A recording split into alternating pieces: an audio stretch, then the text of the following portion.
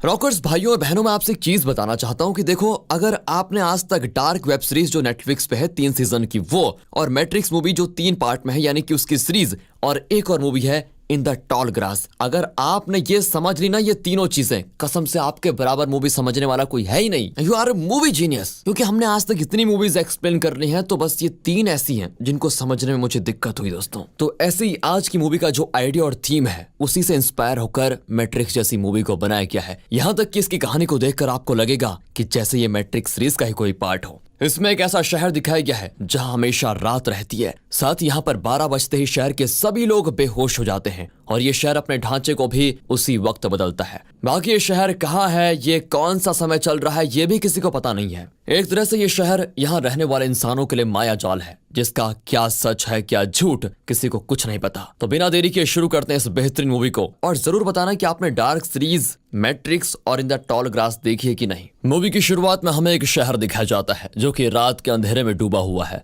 तभी एक होटल के अंदर हम एक आदमी को देखते हैं जो कि बाथटब में पड़ा होता है। इस आदमी का नाम जॉन है। इसे अपने बारे में कुछ भी याद नहीं है, यहाँ तक कि वो कौन है, उसका अपना नाम क्या है, उसे कुछ नहीं पता। साथ ही वो यहाँ कैसे पहुंचा इसकी भी उसे कुछ जानकारी नहीं है। वो उठकर चलने की कोशिश करता है तो थोड़ा लड़खड़ाने की वजह से उससे एक फिश पॉट जमीन पर गिर जाता है। फिर उस फिश को उठाकर जॉन बाथटब में डाल देता है। इसी बीच जॉन को एक डॉक्टर का फोन आता है जिसका नाम है डैनियल। डैनियल जॉन से कहता है कि देखिए, मुझे पता है तुम बहुत ही कंफ्यूज हो, तुम्हें अपने बारे में कुछ भी याद नहीं है, पहले तुम वहां से निकलो क्योंकि 3 खतरनाक लोग तुम्हारी तलाश करते हुए आ रहे हैं। डॉक्टर की बातों से जॉन कंफ्यूज था। तभी वो देखता है कि वहां पर एक लड़की की लाश पड़ी हुई है जिसे किसी ने बेरहमी से मार दिया, साथ ही चाकू भी मौजूद होता है। तो अब जो भी जॉन को यहाँ देखेगा वो तो यही समझेगा कि ये जॉन ने किया है, इसलिए फोन पर बात करना छोड़कर वो तुरंत बाहर निकलता है। वो कपड़े पहनता है, उसकी कोट की जेब में कुछ चाबियां और एक पोस्ट कार्ड मिलता है जिसमें शेल बीच लिखा होता है, साथ ही एक सूटकेस भी है। अब वो उसे बाहर लेकर जाता है। वहाँ अजीब से 3 लोग सच में उसकी तलाश करते हुए यहाँ पहुंच गए थे। फिर जॉन उनसे बचकर दूसरे रास्ते से बाहर निकलता है और देखता है कि इस होटल के स्टाफ का हर एक आदमी सो रहा है, साथ ही घड़ी में ठीक 12 बज रहे हैं। तब जॉन चुपचाप बाहर निकलने की कोशिश कर रहा होता है और तभी सभी जाग जाते हैं, वो भी एक साथ। रिसेप्शन वाला बंदा जॉन को रोकते हुए पूछता है कि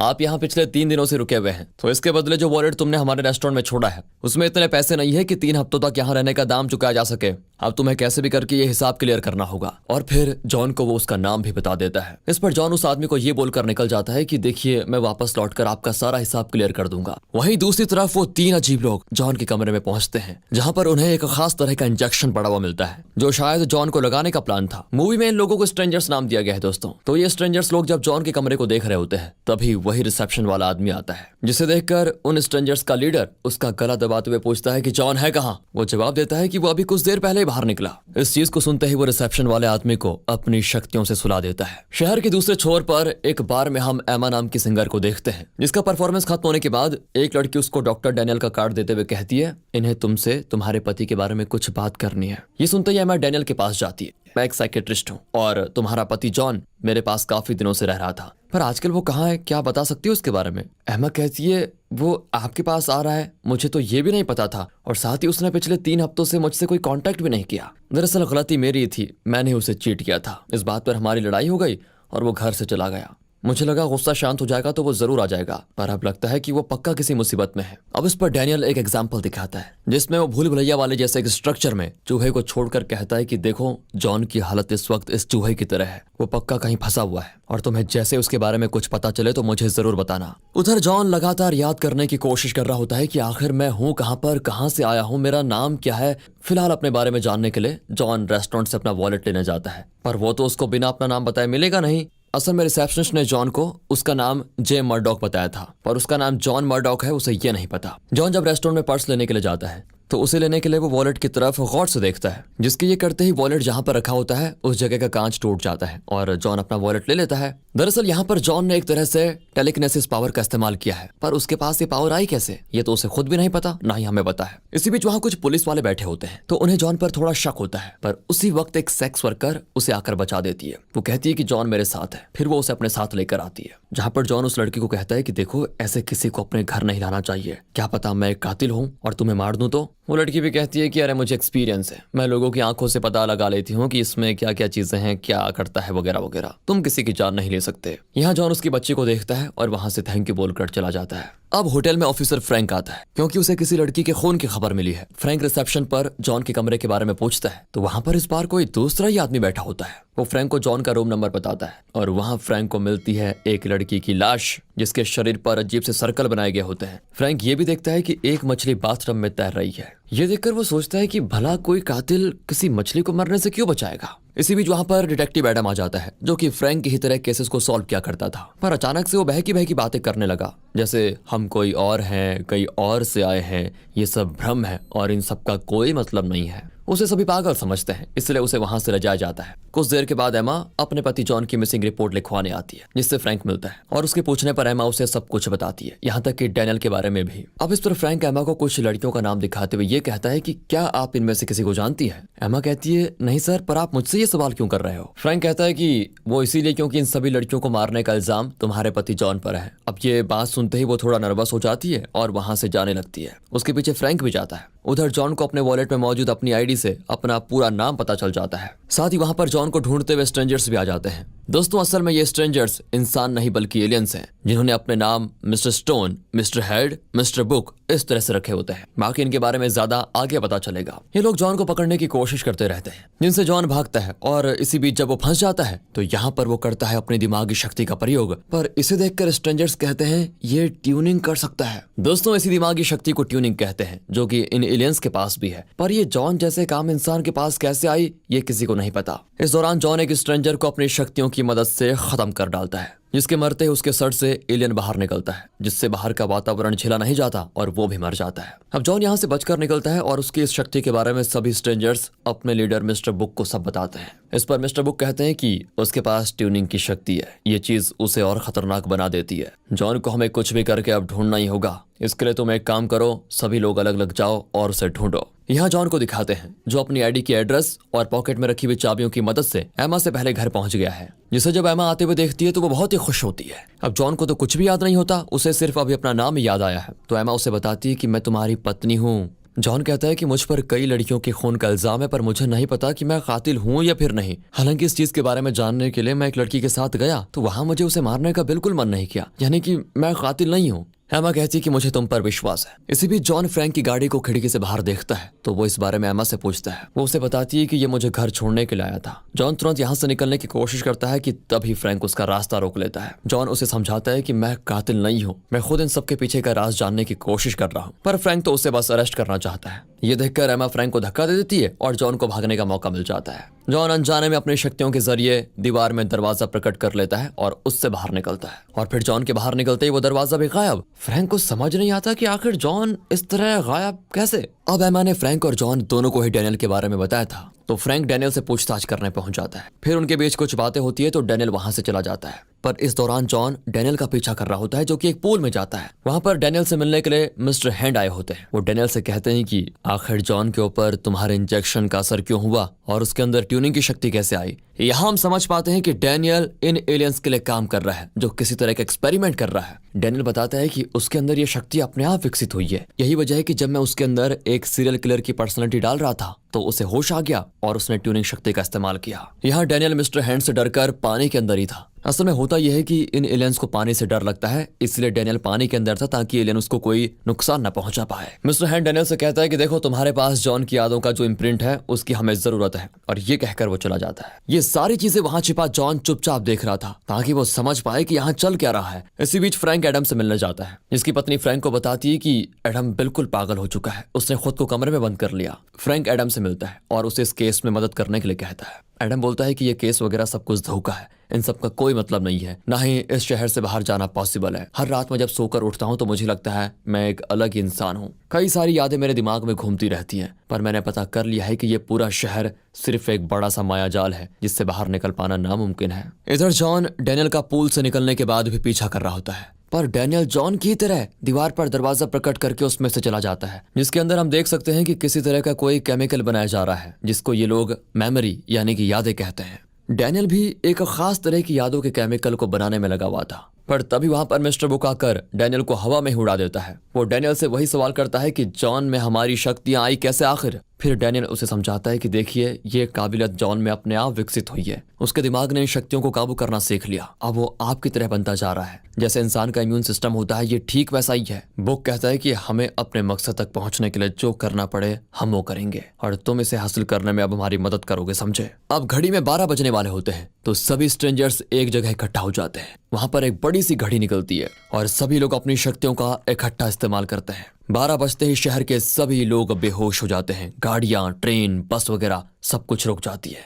हर तरफ सिर्फ सन्नाटा था। इसी दौरान वो स्ट्रेंजर्स डैनियल के साथ मिलकर लोगों की यादों को पूरी तरह बदलने का काम करते हैं। साथ ही शहर के ढांचे को टेलीपैथिक पावर की मदद से पूरी तरह बदला जाता है। गरीब अमीर बन जाता है, अमीर गरीब। हर इंसान की बेहोशी के दौरान डैनियल कुछ लोगों की यादों को दूसरे की यादों से बदल देता है। यानी कि जब वो जागेंगे तो उनकी यादें बदल चुकी होंगी, उनकी जिंदगी, उनका काम, सब कुछ बदल चुका होगा। इसे आप ऐसे समझ सकते हैं जैसे हम कंप्यूटर्स के डाटा को आपस में बदल दें, ठीक वैसा ही दोस्तों। लेकिन इंसानी दिमाग कोई कंप्यूटर की तरह तो होता है, लेकिन उनके दिमाग में यादों के कुछ हिस्से या झलकियां रह जाती है। इसी वजह से कुछ लोगों को शक होता है और वो थोड़े कंफ्यूज रहते हैं। अब ये जो सभी लोग बेहोश हुए थे, इन सब में से जॉन ही इकलौता ऐसा इंसान था जो होश में था। वो डैनियल को अकेले में पकड़कर उससे अपने सवालों के जवाब जानने की कोशिश करता है। डैनियल उससे कहता है कि मैं तुम्हारी मदद करना चाहता हूँ, मैं तुम्हें इन शक्तियों को कैसे इस्तेमाल करना है ये सिखा सकता हूँ। पर जॉन को उस पर विश्वास नहीं होता, इसलिए वो स्ट्रेंजर्स के बहाने पर चला जाता है। इसके बाद फिर सब कुछ नॉर्मल हो जाता है। पूरा शहर होश में आता है, लेकिन कुछ लोगों की जिंदगी पूरी तरह से बदल चुकी होती है।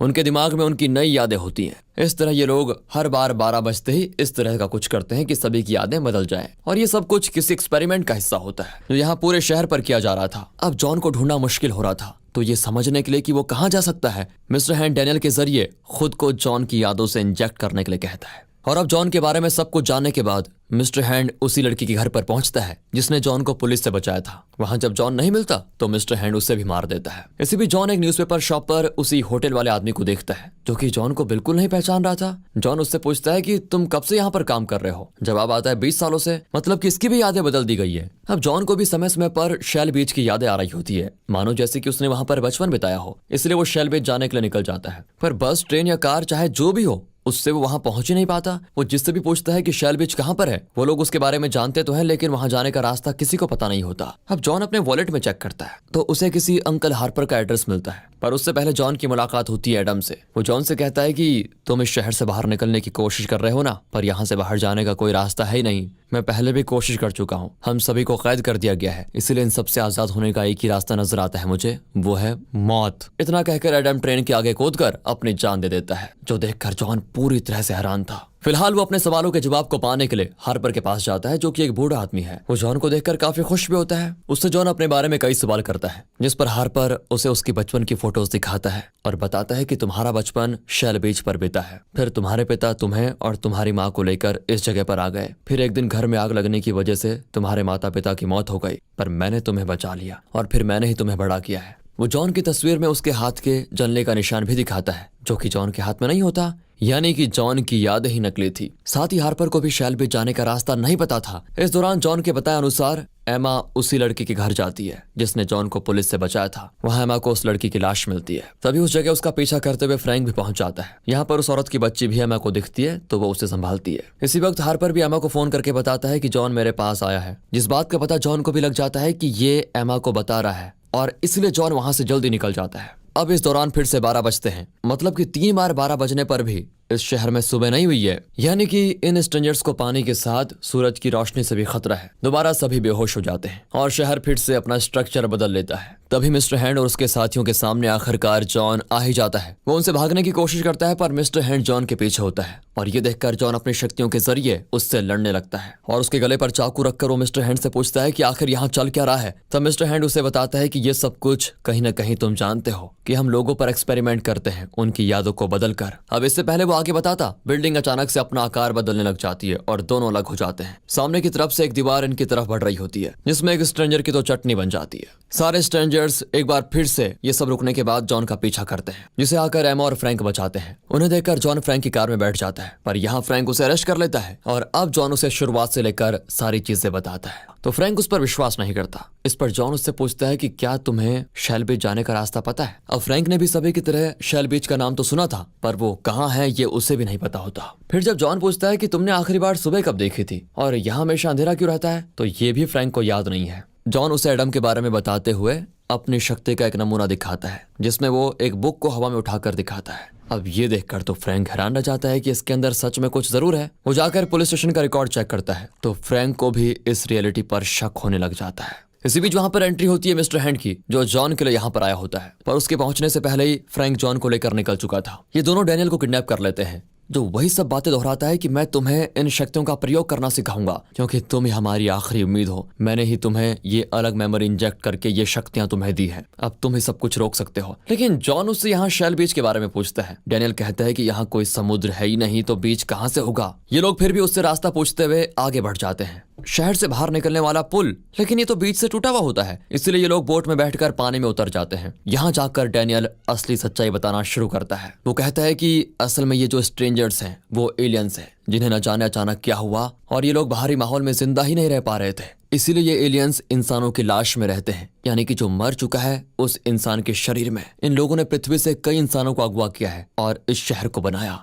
एलियंस समझना चाहते थे कि वो लोग इंसानों के शरीर में कैसे रह सकते हैं, लेकिन इंसानी शरीर इन्हें नहीं अपना रहा था, जिस कारण इनको एक प्रयोग की जरूरत पड़ी, जिसके जरिए 12 बजते ही ये लोग सभी की यादें रिसेट कर देते हैं। और जब सभी नई यादों के साथ उठते हैं तो उन्हें लगता है कि दिन बीत गया, पर दिन कभी होता ही नहीं। सूरज और पानी दोनों ही एलियंस को पसंद नहीं होते, इसीलिए इन्होंने यहाँ पर इतना ही पानी रखा है जितना इंसान के काम आ जाए। साथ ही ये पूरा शहर अंतरिक्ष में है। अब बात करें कि ये लोग यादें क्यों बदलते हैं, वो इसलिए ताकि ये इंसानों को समझ सके कि वो आखिर अलग अलग तरह से किस तरह बर्ताव करता है। जैसे कोई पुलिस ऑफिसर, कातिल या फिर होटल मैनेजर। इस प्रयोग के जरिए ये इंसानों को समझकर उनके शरीर को होस्ट की तरह इस्तेमाल करना चाहते थे, क्योंकि इनकी प्रजाति विलुप्त होने वाली थी, इसलिए ये ऐसा कर रहे थे। मतलब कि हर इंसान की यादें इतनी बार बदल दी गई थी कि कौन सी यादें असली हैं ये बताना मुश्किल था। और दोस्तों, ऐसे ही लोगों की यादें तो एलियंस भुला देते थे, लेकिन इन्हें किसी ऐसे इंसान की जरूरत थी जो इनका यह सारा काम कर पाए। इसीलिए उन्होंने डैनियल को पकड़ा और डैनियल को सही सलामत रखा था, पर उसकी असली याद भी उन्होंने मिटा दी, जिस कारण उसे भी याद नहीं था कि वो कहाँ से आया है।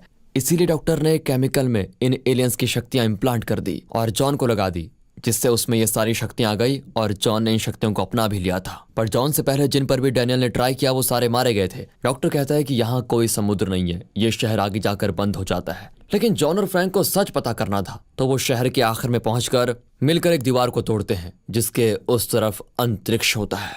तभी दिखाते हैं तो मिस्टर हैंड एमा को लेकर अपने आदमियों के साथ आ जाता है। इस दौरान हाथापाई करते हुए फ्रैंक के साथ एक एलियन भी अंतरिक्ष में चला जाता है और इस पॉइंट पर हम देखते हैं कि शहर अंतरिक्ष में है, जो कि बिल्कुल किसी भूल भुलैया की तरह दिख रहा है। पूरा शहर एक बड़ी दीवार से ढका हुआ है, जिस कारण अंतरिक्ष का कोई भी खतरा यहाँ प्रवेश नहीं कर सकता। अब झूठी यादें ही सही, लेकिन जॉन एमा को चाहता तो था, इसलिए वो मिस्टर हैंड के सामने झुक जाता है। अब जॉन भी इन एलियंस की तरह बन गया था, तो मिस्टर बुक डैनियल से कहते हैं कि इसके अंदर तुम हम सभी की यादें इम्प्रिंट कर दो, यानी कि हमारे प्रयोग का आखिरी चरण। मगर यहाँ डैनियल तो अपने द्वारा बनाया गया एक अलग ही केमिकल इम्प्रिंट करता है, जिसके जरिए जॉन अपनी शक्तियों का ठीक तरह से इस्तेमाल करना, इन एलियंस को हराना कैसे है और यहाँ की हर चीज कैसे काम करती है वो सब कुछ सिखा दिया होता है। यानी ये सारी जानकारी जॉन के दिमाग में स्टोर हो गई थी। तो बस अब जॉन जागते ही अपनी शक्तियों का पूरी तरह से इस्तेमाल करके सारे एलियंस को भगा देता है। मिस्टर बुक और उसकी काफी लंबी लड़ाई होती है, पर उसे भी जॉन एक चाकू से मार देता है। वो पूरे शहर को ही पूरी तरह बदल देता है और अपने शहर को सूरज के पास लेकर जाता है,